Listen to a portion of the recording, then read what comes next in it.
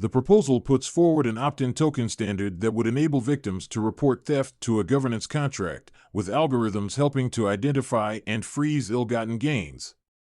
Stanford University researchers have come up with a prototype for reversible transactions on Ethereum, arguing it could be a solution to reduce the impact of crypto theft. In a Sunday tweet, Stanford University blockchain researcher Kylie Wang shared a rundown of the Ethereum-based reversible token idea, noting that at this stage, it is not a finished concept but more of a proposal to provoke discussion and even better solutions from the blockchain community, noting, "The major hacks we've seen are undeniably thefts with strong evidence. If there was a way to reverse those thefts under such circumstances, our ecosystem would be much safer. Our proposal allows reversals only if approved by a decentralized quorum of judges." The proposal was put together by blockchain researchers from Stanford, including Wang, Dan Boneh, and Qianchen Wang, and it outlines opt-in token standards that are siblings to ERC-20 and ERC-721, dubbed ERC-20R and ERC-721R. However, Wang clarified that the prototype was not to replace ERC-20 tokens or make Ethereum reversible, explaining that it is an opt-in standard that simply allows a short time window post-transaction for thefts to be contested and possibly restored. Under the proposed token standards, if someone has their funds stolen, they can submit a freeze request on the assets to a governance contract.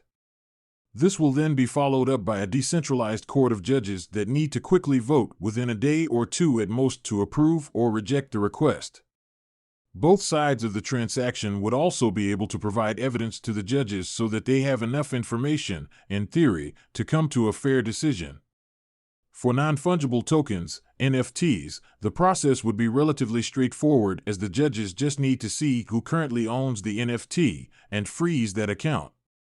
However, the proposal admits that freezing fungible tokens is much more complicated, as the thief can split the funds among dozens of accounts, run them through an anonymous crypto mixer, or exchange them for other digital assets. To counter this, the researchers have come up with an algorithm that provides a default freezing process for tracing and locking stolen funds. They note that it ensures that enough funds in the thief's account will be frozen to cover the stolen amount, and the funds will only be frozen if there's a direct flow of transactions from the theft. Wang's Twitter post generated a lot of discussion, with a mixed bag of people asking further questions, supporting the idea, refuting it, or putting forward ideas of their own.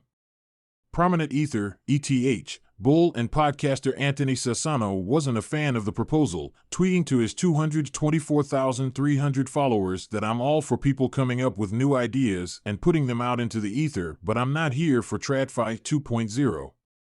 Thanks, but no thanks."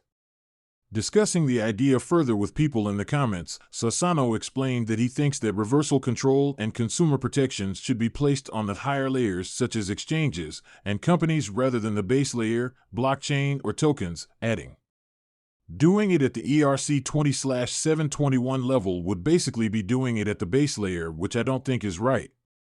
End-user protections can be put in place at higher levels such as the front ends."